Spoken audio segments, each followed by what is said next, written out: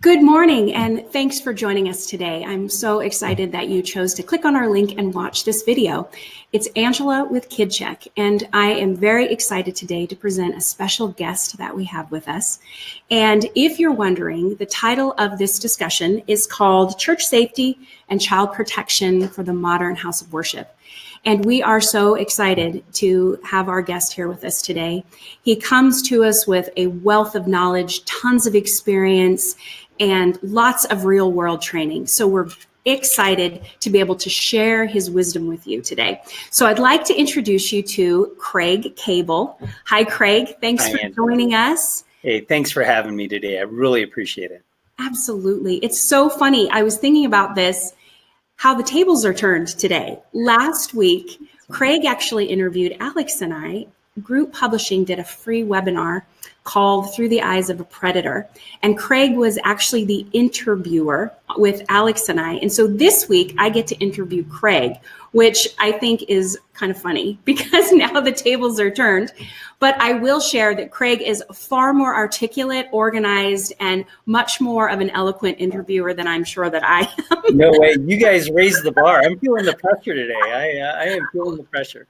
Oh, that's funny. Well, if you're interested in taking a look actually at that webinar, you can find that on the KidCheck blog, and we've got that posted out there. So it's a great webinar. Craig did a fantastic interview with Alex and I, and lots of good information shared. So I really encourage you to check that out.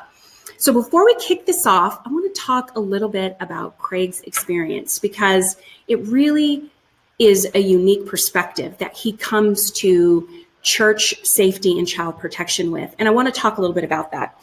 So some great things for our viewers to know about Craig is currently he's Group Publishing's Safety and Security Director. And why this is so significant is Craig literally travels the country training and developing security teams. He provides a tremendous amount of safety resources through Shepherd's Watch. He also is a consultant on several different projects that encompass multi-site type security for churches. So he just, with his current role, has a ton of information to share with us today. He's also a security team lead for a church out of Loveland, Colorado. So he's got real world experience that he brings. And then last but not least, and my most favorite thing to highlight is Craig recently, and I don't want to slaughter this, is a reserve sheriff deputy from Larimer County in Colorado. So he went through the academy recently, and I don't know about you, but that's a lot of work. I just thought, wow, I have this available free time in my life. Let me just jam one more thing. Reading, I mean, just knowing your schedule makes me exhausted. So thank you for being here, and thanks for sharing your knowledge with us. Oh, and, my pleasure. My pleasure. It's not very often that we get somebody who actually is on the front lines training churches of all different sizes. And so I really love that you're so willing to share your knowledge with so many people and all the time on the road that you spend training churches and helping them to improve safety and security. It's just, we really appreciate that. So did I forget anything? Did you want to? No, it's just a huge, deep honor. I've been here with Group for in a lot of different leadership capacities here at Group. Safety and Security is a new initiative. Group Publishing, for those who aren't aware of Group, we've been around for almost 44 years resourcing the local church. You probably know us most for our Vacation Bible School or Sunday School curriculum. And Safety and Security is a new initiative that we're resourcing into because it was a real cry of the local church on how do we respond compassionately to safety and security concerns so we can keep our churches safe while still maintaining our ministries to the community. And that's the tension that exists. And I just this morning in preparing for the webcast, I did a quick inventory. In the last several months, we've been in 19 cities and have trained over 600 safety and security volunteers with, as you indicated, small, medium, large-sized churches, people with no experience, people with extensive law enforcement experience. And so what a huge blessing that God has put us in this time and place to be able to serve the church in this capacity. And I can't be more blessed to be able to lead that effort. That's awesome. Wow, 19 cities. Yeah. That's a ton of volunteers. Well, yeah. I can tell you that to the local church, you guys are you're an answer to prayer pretty much, because, you know, we've seen the stats and we've seen how they've increased with violence and incidents and different things within churches. So it's great to have that proactive training occurring. And so we're just really grateful for that. So let's go ahead and dive in. And I wanted to, we've just got a few questions here today for Craig, but the first one, I really wanted to talk about some of the safety trends that you're seeing for churches as well as child protection. You know, a lot of our community works in the children's ministry space, but more than that, I just wanted to kind of pick your brain a little bit on some of the trends that you're seeing and how things have changed, like maybe just over the last year. Do you find that there's more of a proactive approach to safety? I mean, what are you seeing? Yeah, it's tragic. Obviously, recent events, active shooter events, have now made active shooter not only common terminology within our schools and our communities and our houses of worship. That term didn't even exist 5 or 6 years ago. That's a fairly new term. And now that has evolved to be active threat, in that it doesn't have to be a shooter. It can be someone walking in and set fire to the church. It could be someone with a knife attack. It could be someone who's just coming in to brutalize someone. That has definitely taken the main stage of what's happening, what culture is talking about as presented by the media. But I would say that while that is definitely alarming and that is a concern and that is a trend, I would say it's actually still a fairly statistically low incident that churches are likely to encounter. I would say my perspective in that as a trend, there's kind of two trend lines that I see that I really watch that I think are actually more of a realistic threat that any community church could experience. One is obviously the continued rise in sexual abuse within our churches. We talk about it in our last webinar, all of the different, and you're just seeing it come out more and more. The Baptists have now recently admitted a lot of indiscretion, a lot of cover up around that. The Catholic Church is known. There's a history there of what had occurred there. And I think that's just going to continue to unfold as more and more people are stepping forward. So that's one trend, and I can give more information around that trend. The other is the increase in domestic incidents that churches are experiencing. And just even our own church, we've had multiple events that have been a violation of a protection order or a non-custodial parent trying to take a child out of one of our children's areas, all the way to we had an active threat of an estranged husband who was threatening to harm his wife and was being sought by law enforcement. And there was a high probability he was going to make contact with her at church because that was the one place he knew she would be at the designated time. So I would say if there's some alarming trends, that's two that are very much in my reality. That's interesting. You know, those domestic disputes, I think certainly we've seen also the numbers rise on those. Actively happening.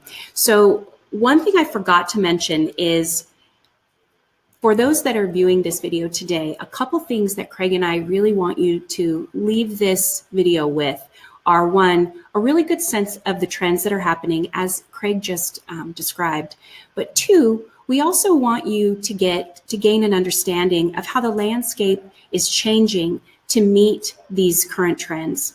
And then the third thing is that we hope that through our discussion, you'll be able to identify one action item that you can take away from this video that you can implement immediately that will help improve child safety. So I just wanted to make sure that I reviewed those goals before we went on so that you know exactly what we're trying to accomplish here today. So thank you, Craig, for really talking about those safety trends, because I think you're right. They're cropping up more and more everywhere. So that leads me to my second question. And that one really is, you know, with these two trends that you've spoken of, are you seeing shifts, paradigm shifts, really in the working landscape of churches? And what I mean by that is obviously there's more training and development happening with security teams, but are you also seeing things like more targeted screening or actions that really help to encourage training so that people speak out? I mean, what are some of the things in the landscape that you're seeing to promote how we deal with these two trends that you mentioned? Yeah. One opportunity group has, because we resource and serve the majority of Christian churches across the country, is we get the opportunity not only for qualitative and quantitative surveys and study of the church, but we have day-to-day conversations and communications with the church. And I would say what we saw probably 10 years ago was it was actually fairly rare to perform background checks. There were isolated churches that were doing that. I would say that has now become ubiquitous. Most churches are performing background checks. That's a positive, right? The downside is they're not performing them on a regular annual or biannual basis. And that is, the background check has become almost a checkbox that they can check off the list. So while it's good most churches are performing background checks, the thoroughness of their background checks, the understanding of what the background check provides and doesn't provide, and the reoccurrence of those background checks, I say is still a real deficiency in the church. Secondly, I would say that the safety and security efforts of protecting children isn't just limited to that background screening. You would have had to have committed a criminal act and been prosecuted as under that criminal act to even show up on a background screening. And so I would say churches have policies and procedures in place that they oftentimes aren't very consistent with or haven't fully developed.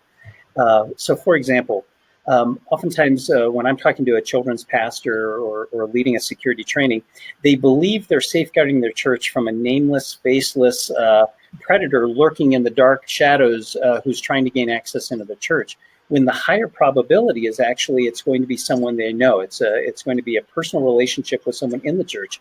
And tragically, statistically speaking, it's more often not going to be someone who's a leader in the church. Like 34.9% of, in a study that they did on churches, 34.9% of those found who had been accused of sexual abuse in the church were someone within a ministry leadership position, such as the pastor.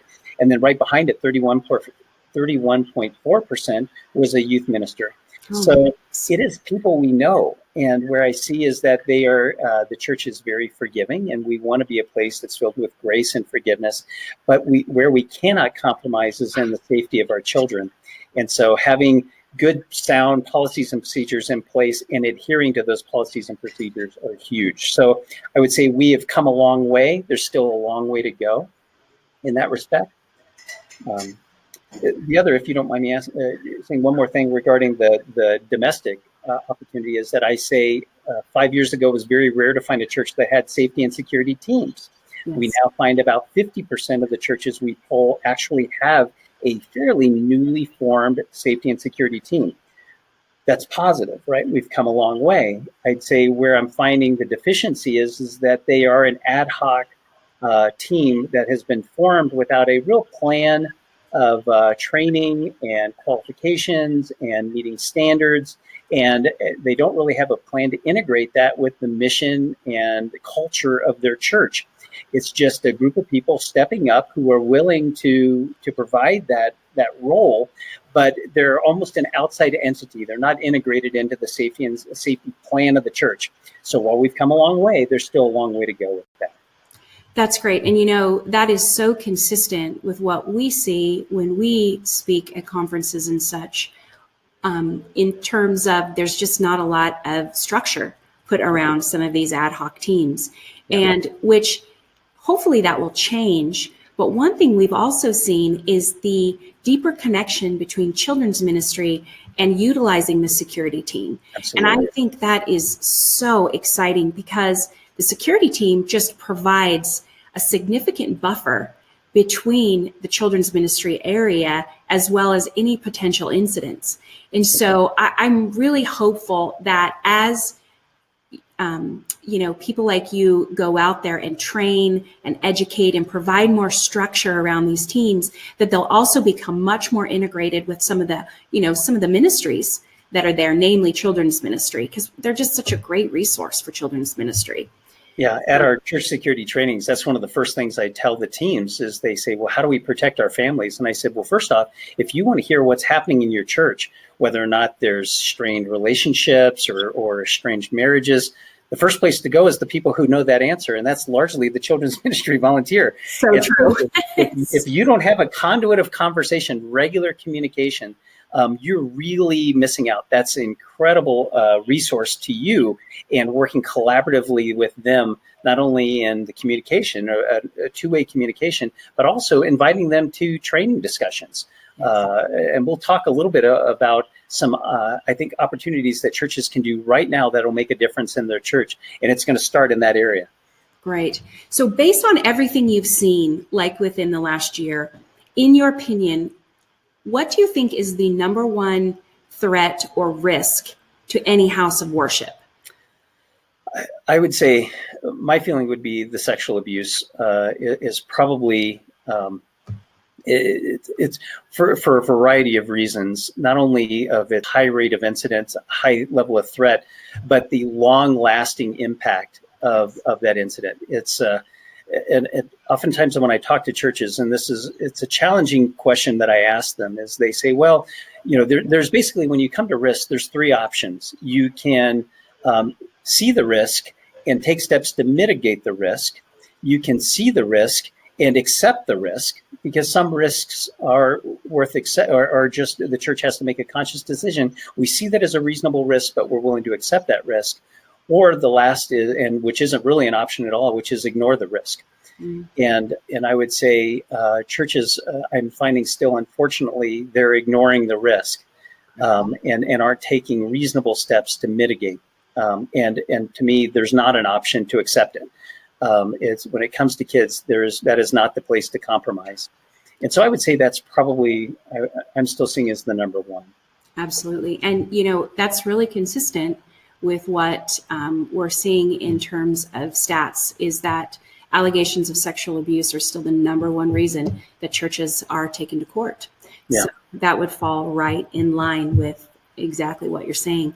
And also, I think one of the things that we've picked up on over the last year would have to be really encouraging transparency and communication within organizations.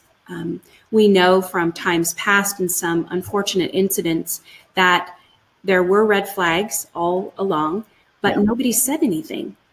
And so it just is unfortunate that we can't continue to really encourage cultures that really promote that transparency, that if somebody sees something, they can say something. They won't be reprimanded, they won't be shunned, but they'll be encouraged. It may turn out to be nothing, but just having a culture that welcomes that conversation, I think, is so important. So there's one thing, if I can add, Angela, is that we refer to it in our safety and security kit that churches buy, but we also reference this in our training, and we call it normalcy bias. And it's what happens is that you see something and then you kind of talk yourself out of it. Your instinct tells you something's not right, but you rationalize yourself out of acting on it because, oh, that's just Fred being Fred. Or, I probably didn't see what I thought I saw. And I think we just need to give ourselves permission to trust that instinct. And I believe that is oftentimes the Holy Spirit nudging us to act, and we rationalize ourselves out of acting. And so the say something, see something, say something is only as strong as your willingness to say, you know what, I am going to say something. And that is a great step for sure. That's awesome. Can I ask you, I know this is a little bit out of our bounds of the questions, but I can't help but want to pose the question to you. In your trainings and in all of your travels and your consulting and your education and all those things, what are you seeing on the leadership side in terms of supporting an improvement in child protection and safety from the top down? Because that's one thing that we butt up against a lot, is there's just this waning leadership support for actively incorporating a safe and secure environment for all those that attend a house of worship. A lot of times we see pastors that won't address it. They won't roll it into part of the mission. They won't encourage it all the way down to the children's level. So what are you seeing in terms of leadership support? Yeah, that's consistent, unfortunately, with what I'm seeing too. And I think we have to give a bit of an understanding, a little bit of the dynamic of the gifts, abilities, and mindset of someone who's on pastoral staff. They oftentimes see themselves as obviously the teaching pastor, kind of the spiritual leader of the organization, and God has wired them to be very successful in that role. And so what I typically find is that when you're looking at what it's going to take as far as a mindset around safety and security, not only is it not in their wheelhouse, it actually is in conflict with some of the things that their spirit feels not only prepared to lead, but it's just so out of their competencies. And so what I typically find is that safety and security is kind of operates outside of leadership. Not in contradiction. In some cases, it actually is in contradiction. But I would say it's more likely it manifests itself in, hey, that's Craig's thing. Craig is gifted that way. I'm going to let Craig sort of lead that. We're going to do our thing. They're going to do their thing, and we're going to coexist. And I'm just here to tell you, that is a dysfunctional way to approach safety and security. It has to be in alignment with leadership. Leadership has to be a part of the conversation. There has to be an alignment around what the policies and procedures and response will be to it. Because if an emergency happens, or a situation happens, any divide that is an inconsistency or incongruence with leadership will become a fracture that actually will really affect everyone involved. And so and that's one of my recommendations is, if there's one thing churches can do, is that they need to have an open and honest conversation with this from church staff, church leadership, church staff, church volunteers, safety and security team people. Create a forum where people can talk about what's happening, what's their concerns, what are they seeing, and what do we do as a body of believers, as an entire church body to address this issue. We cannot silo this conversation. That is some very wisdom-filled advice, and I really appreciate that, because you're right. And, I never really thought about the natural tension between a pastor's giftings and what's required to actually provide safety and security for those that attend. So thank you for highlighting that, and thank you for sharing your thoughts on that, because that's really powerful stuff. And I hope that more churches will step up and really open up the floor for that kind of conversation. So thank you for that sidebar. And I just really, there's so many questions. I'm trying not to go off in different directions, but I'm going to stay on task. And so the other thing that I wanted to talk with you a little bit about is, can you share the best way for churches, namely children's ministry areas, to engage with their local resources? And I ask this question because you are a working sheriff. Mm-hmm. And I think that our local resources, whether it's first response or fire or police, are oftentimes just unutilized resources for houses of worship. So can you talk a little bit about how a children's ministry team would really engage with local resources? You bet. I know it's definitely the case with our agency. I find this with other agencies, whether or not it's municipal police departments or sheriff's office, such as ours, EMS. They welcome the opportunity. In fact, there's a major initiative within law enforcement, and we call it community policing. And that law enforcement has found that the community is ultimately made safer the more time they spend out of their vehicles, off patrol, and actually interacting with the community in highly relational ways. And so not only is that encouraged, it's actually mandated by most agencies. So they welcome the opportunity to come in and build community with your houses of worship. And I think so on a philosophical level, it's very strong, and I highly recommend it. On a very practical level, if first responders are going to be in your building, it's awesome that they know where things are. Yes. They know who you are. They know what the volunteers look like. They know what you're wearing. They know the identification. We have had multiple medical emergencies in our building. And the other day, this was actually during Easter services, we had one of our volunteers trip, one of our older volunteers, and went headlong right into a wall, breaking her nose and scratching her face up real bad. I know it was really unfortunate. And the EMS crew that arrived, we called for an ambulance to have her checked out. One of the EMS members happened to be one of our volunteer medical people for our church who just happened to be on shift. And it was such a great reminder, because he knew exactly where she was in the building. He knew exactly who the other medical members of our team were. He knew where we had already started some first aid and had confidence in what we were doing, because he knew our processes. Now that was ideal, is that he was actually one of our volunteers, but I could say any one of those EMS people that would have arrived would have had a similar experience because they know us. That's great.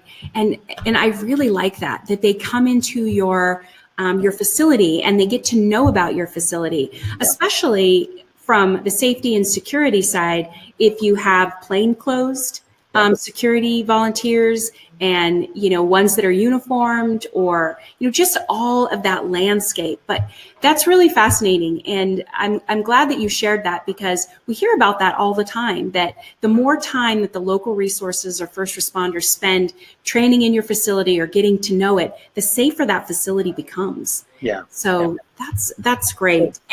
And I'll make a plug for a ministry opportunity too, because that's what we're here for, is that we have Loveland PD, which we're in Loveland. They provide traffic. They help us with traffic on some major thoroughfares. And so we invite them to come help with traffic. Well, inevitably between services, when we're not doing a traffic changeover, they're in our building. And I love that I see them sitting in our services. And so it's cool to watch our church ministering to these men and women in law enforcement who came to do a role or as a function of a member of our law enforcement team, but they actually become part of our church family. And that's huge. That's what this is all about, is once again, building those bridges to minister to people. And that's a huge opportunity. It sounds like at your church, you really sort of work to the mantra of love, serve, and protect. Very much so. And I really love that. And so with that said, I'm sidebarring again, but does Loveland PD ever interact with your security team at your church? I mean, do you ever do like coordinated training or anything like that? We do. We're fortunate in that several of our team are active or former law enforcement, so we have relationships with members of law enforcement. But we'll do realistic. We try to create as realistic a training experiences as possible. We're doing it monthly. We've now gone to every other month. We'll practice everything from active shooter training we actually put more of an emphasis on the training that are actually likely to occur. So we do a lot with what we call tactical communications. In fact, that's a major emphasis in our regional training that we do, is how do you de-escalate situations? If we can de-escalate a situation before it actually escalates to a higher level of force, then everyone wins. And so we spend a lot of time de-escalating through role playing, and oftentimes we invite law enforcement to come because they either are the bad actors. We invite them to come in as role players because they make really good bad guys. Yeah. In fact, when we do security training, I'm usually the bad guy. So that's really funny. I rock crazy bad guy like nobody's business. I love it. I rock crazy bad guy. That's funny. Well, so that's oftentimes where we see them really helping out. But also with first aid certification, our local EMS volunteered their time to come in and CPR train all of our volunteers. We did a tactical trauma class with how to use tourniquets, what happens in a major bleed. That was donated by our local fire department. So there are huge opportunities, not only in relationship, but in incredible resources that are at your disposal. You just have to tap into it and ask. And in all of this training and all of this crazy bad guy stuff, do you include children's ministry? Are they part of those trainings? How do you integrate them in? If I can tell you a quick little story about that, we had a situation where it was a lost child. And we have had 2 lost children and one of them was a severely autistic child who actually got out of the building. And that was terrifying. And thank you, Lord, everything worked out. But it demonstrated to us that we didn't have some clear policies and procedures when it came to reporting in the children's area. There was a breakdown in communication that by the time we knew that the child had gotten out of the room, the child was already out of the building. So we were already behind the curve. So we did a lost child scenario. We invited children's ministry to come and we practiced what is the chain of events that's going to happen. And that if you believe that a child may be missing, rather than you spend 5 minutes looking for the child, go ahead and escalate it to someone, the safety and security team, because we're going to lock the building down. And so in doing that, we practiced it, we helped their confidence. And about a month later, that actually came to bear as we had a lost child that we then locked it down. And it was great to see the children's ministry volunteers come up afterwards, because I pulled everyone together and said, okay, Once the dust had settled, once we had relocated mom and child, everyone was fine. We all stood in the room and said, okay, what happened? And the question was really, how's everyone feeling right now? And the recurring comment was, we are so grateful that we had practiced that very scenario so we felt more prepared and equipped. Believe me, you would much rather respond to an emergency than react in the crisis, because you're going to make bad decisions. You're going to be making decisions on the fly. It is much better to have some training in place. And so I use this training axiom, and I didn't come up with this, but it's so true. The mind won't go where the body hasn't already been. And if your people haven't actually role played some of these scenarios, you can say it as much as you want to say it. You can have it written in policy as much as you want to write it. But unless they've actually gone through a low level stress experience where they're actually having to go through the motions of that, you will have no idea how they're actually going to respond under crisis. And so I encourage everyone to do scenario-based training. We dedicated two whole DVDs to it in our kit, and it's 3 hours of our full day training is to doing just that. That's fantastic. Thank you for sharing that story, because that kind of real world stuff really is what initiates change. So thank you. And I even think you said a couple of things that I'm going to quote as I share out this video, because it was so good. So I just really appreciate you sharing that, because we have a rule at our church. It's great if we can only lose one child a month. That's there it is. Just only one. Oh my gosh, that's funny. We have to find them again, but that's it. That's so funny. Well, listen, I am in closing. Sure. I just want to thank you so much for sharing all of your information and just your stories and just all your wisdom today. It's just been fantastic. And also for those watching this video, once again, remember that there is a service through group called Shepherd's Watch, and they're church resources. They have a fantastic kit that they provide. They also do in-house training, and I don't know if Craig will be on site if they're doing that, but they do provide a lot of great safety and security resources for churches. So Craig, where can somebody find more information out about Shepherd's Watch and the kit and all those types of things? Yeah, if people would go to group.com, and you can look for our kit is called Safe and Secure Church Kit, the ministry approach. That's our training kit. So you can go to safeandsecurechurch.com is a way to learn more about the kit. We also provide background check services for churches. And then we also do the security training. And so group.com security training, or just go to group.com, type in safe and secure, and it will lead you there. Oh, that's great. That's great. And also feel free to reach out to me. I was going to say, if people have a direct question for you, how would you like them to reach out to you? Sure. It's my email address is ccable, CCABLE @group.com. I'm happy to, I am a resource for you. If there's anything that I can provide experience, believe me, if there was a mistake to be made in this area, I've made them twice. And so feel free to use me as a resource. I love that. And, because we're all really learning together. And as the, things so rapidly change every day, it's just great to have a community of people that can learn together, and all the while still trying to increase and improve safety on the church side as well as within children's ministry. So thank you once again. Also, for those viewing, I want to let you know that KidCheck provides a ton of free resources also. If you're interested in learning more about predators or screening or creating child protection policy, anything along those lines, check out our blog. It's kidcheck.com/blog. And we've got just a ton of resources. And also on our front page of our website, down towards the bottom, you'll see there's free downloads for lots of different things, from video series to safety instruction booklets to all kinds of different things. So make sure you check those out. And thanks again for watching this video. We really appreciate it. Craig, thank you for your time. I know you're a busy man, and we just are so grateful that you were willing to come and chat with us today. Oh, absolutely. My pleasure. Thanks for having me, Angela. Absolutely. Take care, everyone, and we'll see you again next time.